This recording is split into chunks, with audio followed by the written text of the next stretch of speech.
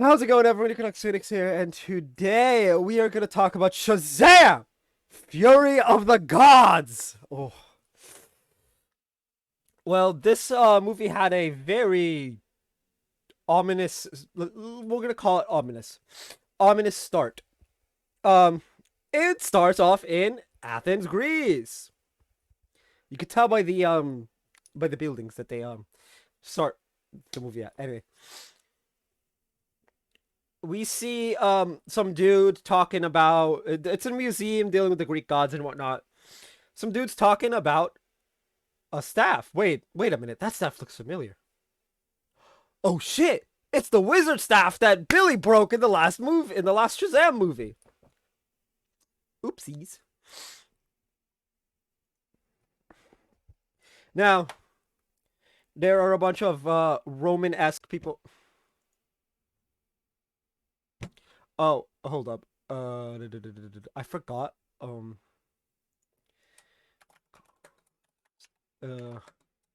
Anyway, there's a bunch of people dressed in Roman attire. I'm like, no, wrong country, right? Like,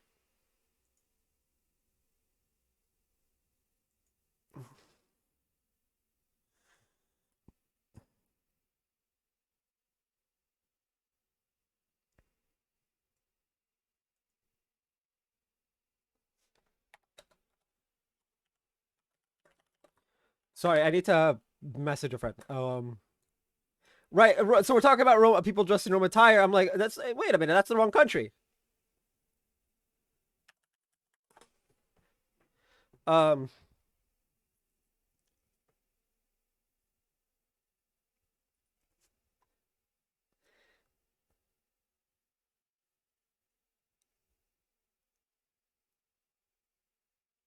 it's like, well, what's going on? Now they take off their helmets, and it's two women, one with white hair and one with black and white hair. And I'm like, wait a minute, why are they? And then they try and like break through the glass, seemingly. Well, it looks like they're trying to reach through the glass, right? Like they don't know what glass is. Um, and then one of them just lifts it up, right? Lifts up the glass, shatters it, and they each grab half of the staff.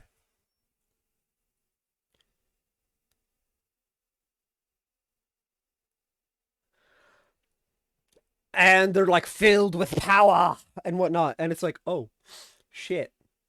Um, that's not good. Um, that's some big bad level shit, right? Like heroes don't do this type of shit. And I'm like, where's Wonder Woman in all this? And so obviously we don't get Wonder Woman. You gotta wonder, where's Wonder Woman in all of this when shit is hitting the fan in Greece of all places. Um, she's a Greek demigod. At the very least, within the confines of the movies, she's the daughter of Zeus. That makes her a Greek demigod. Uh, but obviously Wonder Woman doesn't show up. They run rampant.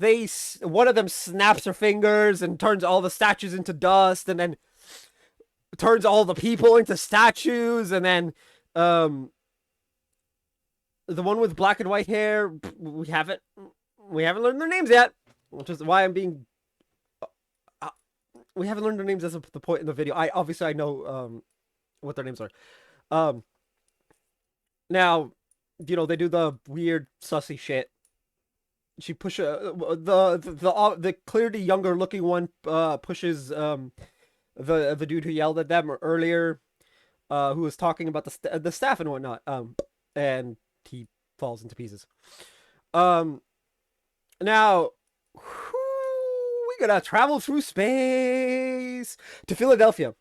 Um, Billy as Super Billy. Billy as Shazam is in his pediatrician's office, and he's like letting it all out and whatnot. Like he's like, he's like laying all this like problems, and the doctor's like, I'm a pediatrician. He's like, yeah, but Billy recommended you to me, and it's just like, he's like, fine. And the doctor's just like, this guy's a superhero. Like, pretty much, if you deny him, he might punch your lights out, right? Like, that's probably what's going through Duck's head. It's like, all right, let's talk about it. He talks about how his dad abandoned, his dad isn't in his life. I think his dad's dead. His mom abandoned him. He's going through like 11 foster homes and all of this. Like, we're getting Billy's life story essentially. um,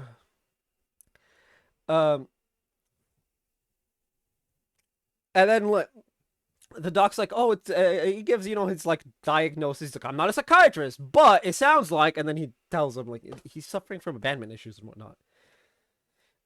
Which is a theme of this movie, by the way, with Billy at least. Anyway, so it's like, oh, I gotta go hostage situation, and it turns out they're playing like COD or some shit, and for as like a team training exercise, it's really bad. Now Freddy starts hobbling away with his crutch and whatnot. And Billy catches him and he's like, what the fuck, dude? He's like, look, there's a music concert going on. Like they're like speaking in code. It's like, oh, I love this music. Yeah, I'm going to a concert. I could probably get us 2 tickets. And he's like, nah, it's like it's a lovely day in Philly. Apparently they've got a code for time to superhero up. Anyway, as they're walking out, they all go Shazam and turn into the superhero selves. And I still love Mary's is just her in a suit as opposed to and everyone else is like grown up. It's the funniest thing. I love it. Also Billy's apparently almost 18. Anyway, so I think it was like yeah, this is the bridge one. They go save a bunch of people off a bridge, but the bridge collapses regardless. And for some odd reason, the news is I don't know what the fuck is up with this city right now. I'm not sure if it's Philly or if it's just DC, Philadelphia, but they're like superhero. It's like the Philly fiascos or whatever the fuck the name they gave them is. I'm about to say that right. Yeah, okay, we're past the whatever minute mark. Uh, a collapsed bridge, and I'm like, they literally saved a hundred plus people's lives. They save 126, as Mary says, when Billy's doing a team mission debrief type thing, and everyone's just like, oh, we don't care. Mary like lays into Billy a bit, not uncalled for. Unfortunately, Billy's being like really clingy with his foster siblings to a crazy degree. Apparently, Mary's not even allowed to go to college from how clingy Billy is. I'm just like, hey yo, bro, like he's the fuck up. Holy shit! But no, I do understand where he's coming from a bit, from like a psychological perspective.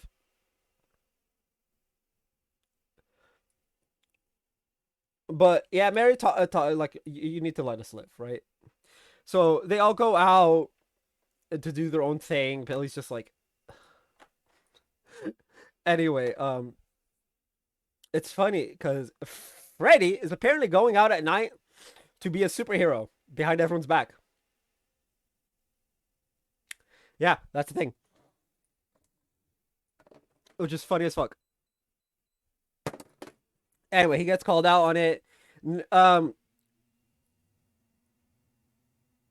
We find this out when the wizard, who is apparently alive, again, not only gets visited by the two, um, but then he goes and visits and is forced to, repair the staff.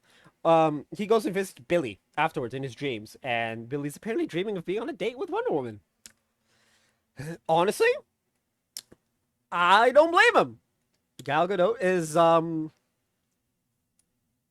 she's have you seen her? She's hot. There's no two ways around it. Um, but then obviously the face turns into the wizard. He's like he drops the name Daughters of Atlas. Ho ho ho! Now we have a name. Anyway, um, in all of now we have theoretical names for two of them. Wait a second. The Daughters of Atlas are three. Anyway,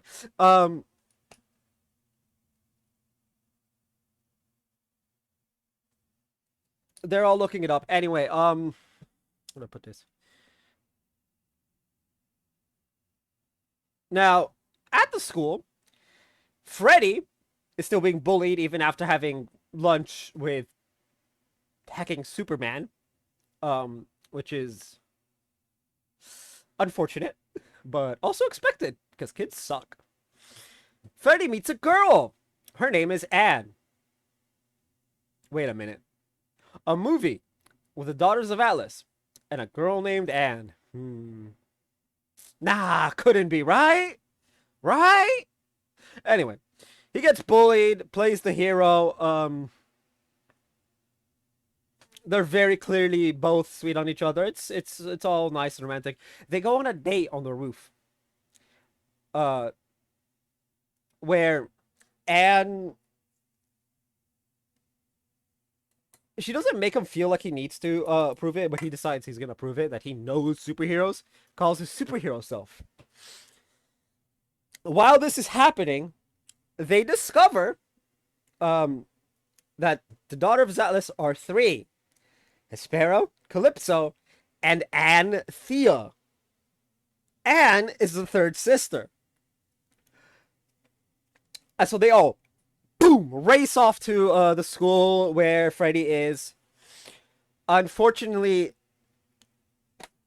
Freddy has already not only got into a fight with Hespera and Calypso, but had his power stolen. Oh. Well, that's unfortunate. Now, Hespera, the eldest, the old crone looking one, she's not even old looking. She just has white hair.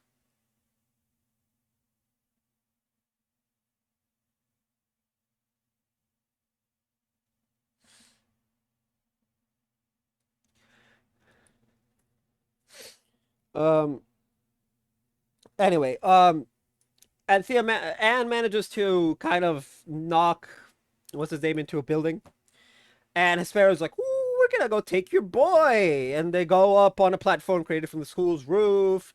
A dome is created. Oh no, everybody's trapped. Now, two things are happening simultaneously. The rest of the Shazam family are planning to trade the power. Trade. They're not actually going to trade it with the Daughters of Atlas to get back Freddy. This is normally I'd be like, okay, that's fine. But here's the issue with that. They're trying to play now. While this is happening, Freddy meets the wizard as well as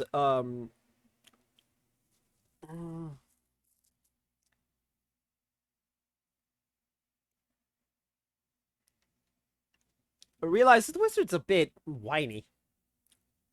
Anyway, they get picked up to interrogated by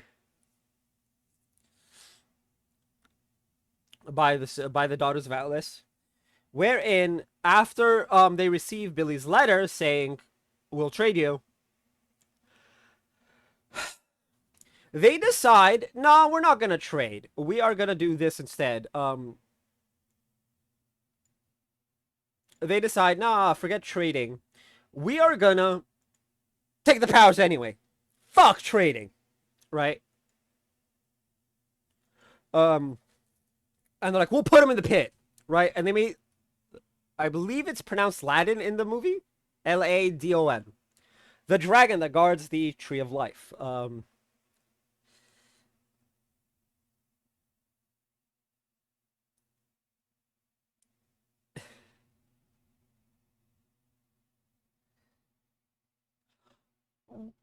And they're like, oh no, and they're like getting really fearful, and Anne comes in and saves them, and she tells them how to get out,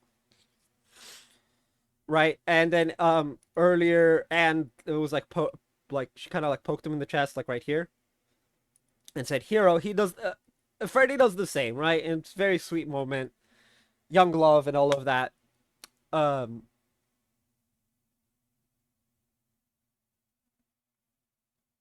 it's actually really sweet. I do like it. Anyway, so they go through the labyrinth, and a fight breaks out in the city between the remaining Shazam family and Hespera. Hespera fakes losing after beating the ever living crap out of Billy. Like, oh my lord. And she almost kills Mary and hold on. I don't know all of their names. I'm gonna be real with you guys. I don't know all of their names.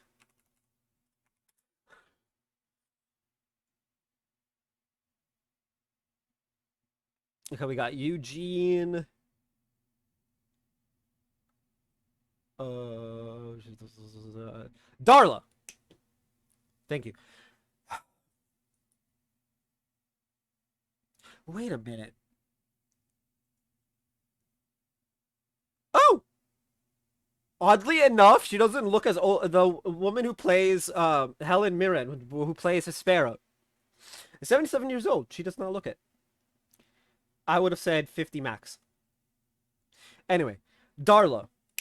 She nearly chokes out Mary and Darla, but they do manage to win due to the speed of Mercury.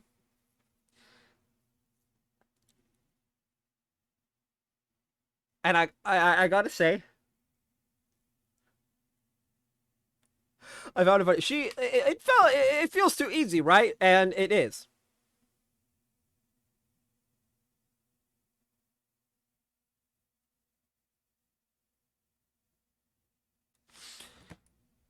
And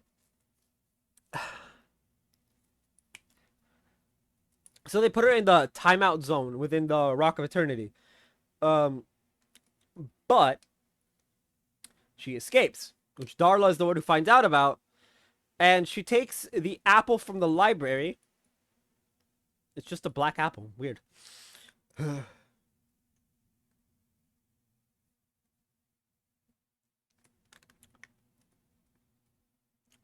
So she takes the apple, and when the wizard and Freddy see this, they go after it.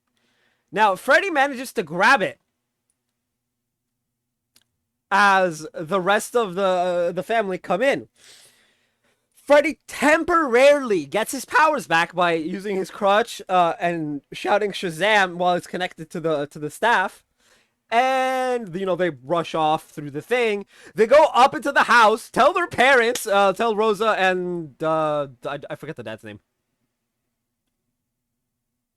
It's not important. It's the dad. Who cares? Um,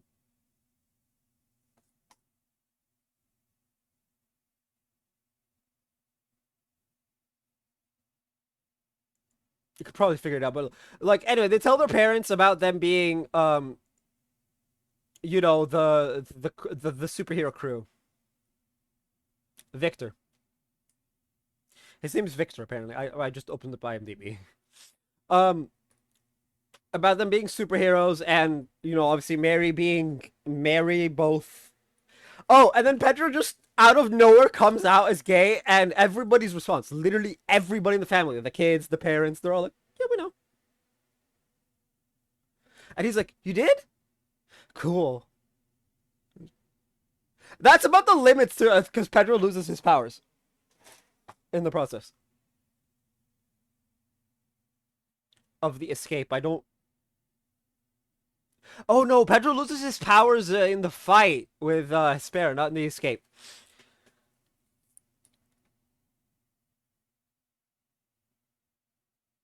Which is, and they're all like, okay, it's all. It's anyway. The heroes grab the non-heroes and whoosh, fly off as Calypso comes out with the dragon. I love the fact that Calypso's the evil one in this.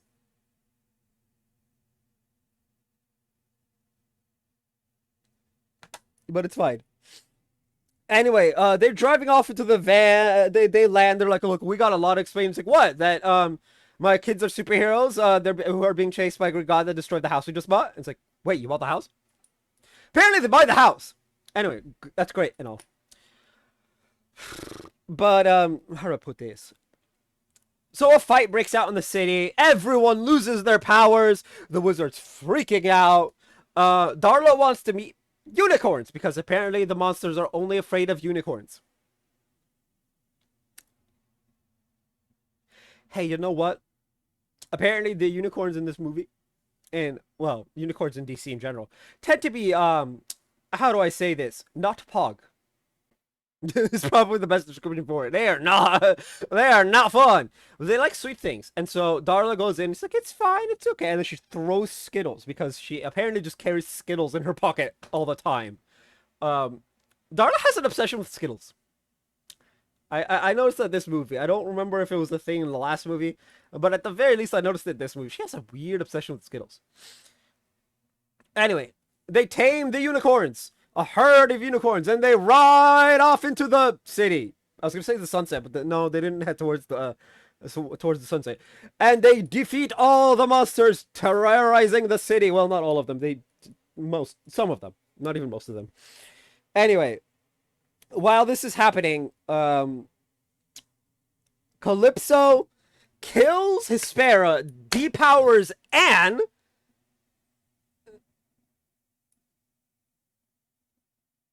in a rage because Calypso wants to plant the fruit, because Calypso has planted the fruit on Earth, on our plane of existence, and the tree looks deformed, and it's like it's not okay.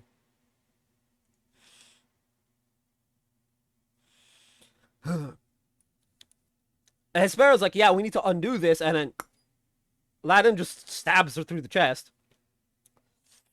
Now, while this is happening, Anne is just walking aimlessly. Freddy sees her and starts chasing after her on his crutch. Um, and Billy finds a sparrow, and he does the he turns his hands to the defibrillator to bring her back. He's about to do it a second time. She's like, please let me die. Sparrow's just like, I'm done with this shit, man. Just let me die. He's like, no, I need your help. And then he's like, look, I'm gonna turn the thing into a bomb, because during the fight he realized it's just absorbing like a battery. So he wants to turn the staff into a bomb, essentially supercharge it so it blows up. His was like, that'll blow up everything in the dome. He's like, okay, I need you to do me one more favor. Reduce the dome. Right? We don't fight. It's very obvious he's gonna ask her to either reduce the dome or trap her sister, whatever, right? Just to reduce the dome. That's end up being what happens. Now, Calypso finds Anne and Freddy. Now, as we know, Freddy is resistant to mind magics. For whatever reason, more than likely because he is bullied to hell and back, Freddy's resistant to mind magic. He can't be mind controlled very easily. He doesn't collapse to fear from Aladdin's Dementor-esque fear aura thing. It's interesting. So he manages to get all the way to Anne and like snaps her out of her like fear-induced state where she's like, I can't. What is a goddess without her powers? And he's like, and he throws her line back at her because he was like, I don't have powers. What can I do? So he throws that line back, the line she gave him, that his greatest superpower is himself. Throws it back at her, and her greatest superpower is herself. And they manage to kind of like overcome the fear aura right as Billy shows up and grabs the dragon by the tail. He's like, dragons are cool, but you're also made of wood, which is really weird. And then he like tosses the dragon. He's like, Anne, Freddy, no! Like he uses like a major look at that, and then because they're not actually gonna do anything, right? They're both powerless. So he zooms in, grabs the staff, and then runs. Right? Obviously, Calypso and Aladdin chase after him. They get to the field, and a sparrow brings the dome closed after a very long chase, where it's only roughly around the arena, the Citizen Bank Stadium, I believe it's called. Let me get you the actual name. Phillies Stadium. Citizens Bank Park Stadium, technically. Yeah, the stadium in Citizens Bank Park. They're using like the actual like location, which eh.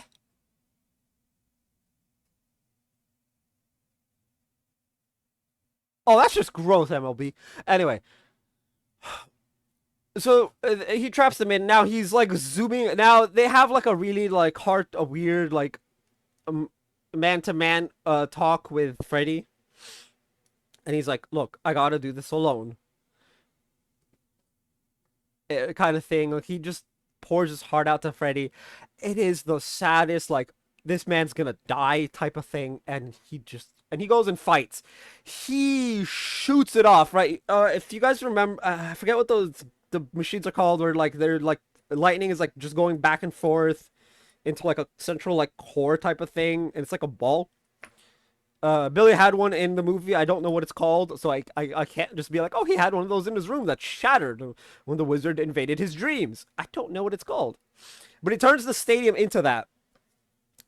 And after a very somewhat prolonged fight, Billy goes in, grabs all the power, rushes the tree, and at the last second yells Shazam, and all of the lightning that has built up in the dome, boom, hits the staff, boom, blowing it outward.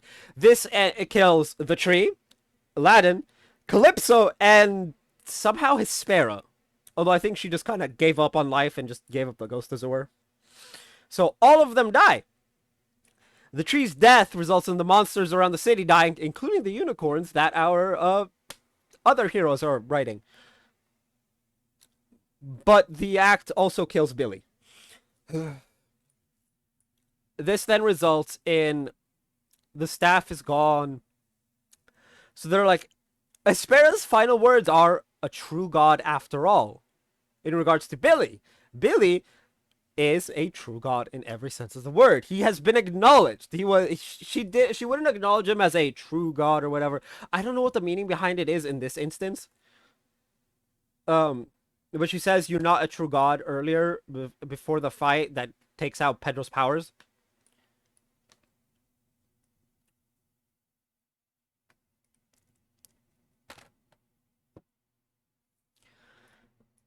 Now, Anne also says it. He was a god. And so the wizard's like, then he should get a god's burial, right? So they take him to the god realm, bury him under the dead tree.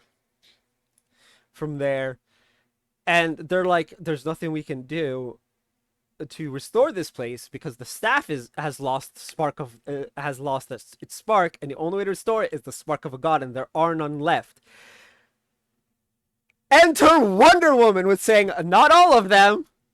She takes the staff, restores the entire area, bringing Billy back, and gives the wizard back the staff. Um, Billy is very awkward. Um,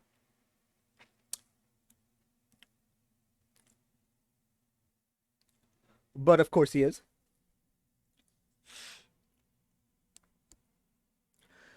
Um, with Diana, and she's like, stick to saving the world, kid," and then just walks away. Billy's last words to her are, "Just because I have Zeus's power doesn't mean we're related," and I'm like, bro, you had to go for the super cringe ending, didn't you? Anyway, so they all get their powers back, all is well. The house is being rebuilt, by the way, and they get a visit from the wizard. And there's an embroidery on the it's an embroidery sign that says no Shazamming inside or indoors.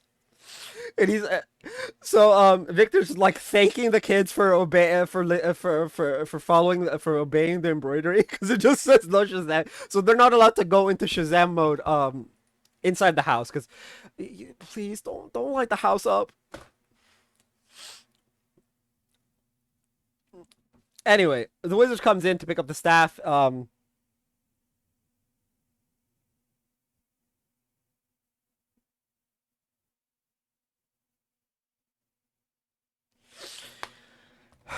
And when Billy asks, "What is my like superhero name?" Right?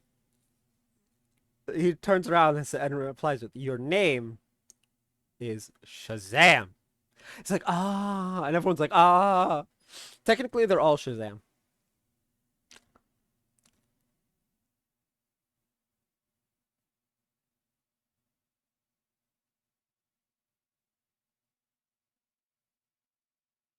It's too bad they can't address each other. Because if they try to address each other, the powers go out. It's like the forbidden word that you can't use. Um,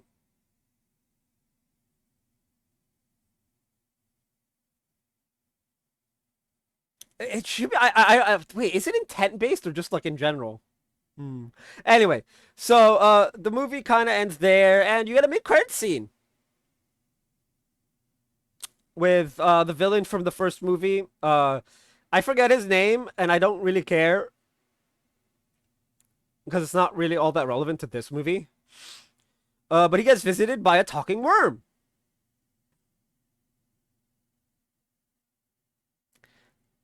That's the second scene.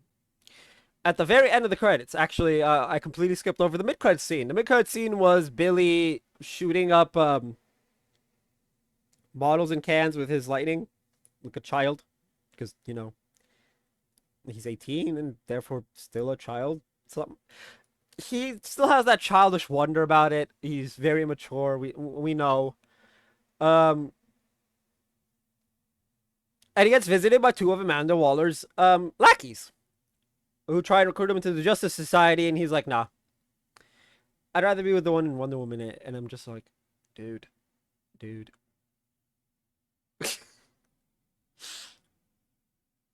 Which is funny. Anyway, yeah, and then the villain from the last movie gets visited by a worm who apparently took 2 years to get to him, and then has to do one more thing, and then leaves him. We find out the villain from last movie is 57. And that's the movie. Anyway. Ooh. Oh, 32 minutes. That was a big movie then. Rating. We got a rate out of 10, do we not? I gotta say, the internet was saying it was mid. Apparently, I don't see it. It's actually a really good movie. I'd say it's a solid 9. A solid 9 out of 10. Um, Obviously there are some, issues here and there. It's not a perfect movie. No one saw the middle child going full psycho mode and killing her siblings or trying to kill her siblings. That's a bit much. Right? Like, if they had succeeded, restored the God Realm, and that's it, that's where the movie ended, that probably would have been better. Um, Without the whole death of innocence thing. Because it was pointless. Calypso going to our realm and turning it was kind of pointless. Especially considering that act is what got them killed.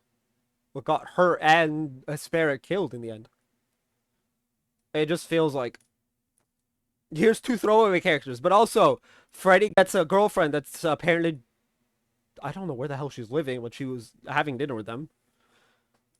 So yeah, it's a solid 9 out of 10. It's got issues. But it's not mid like a lot of people are saying. It's far from mid. It's actually really, really good. Anyway, tell what you guys thought of the movie down in the comment section down below. That's gonna be for this video. If you guys haven't already, hit like, hit subscribe if you're new. I will see you guys next time. And as always, stay bright. Next time is probably Flash, I think. I don't know.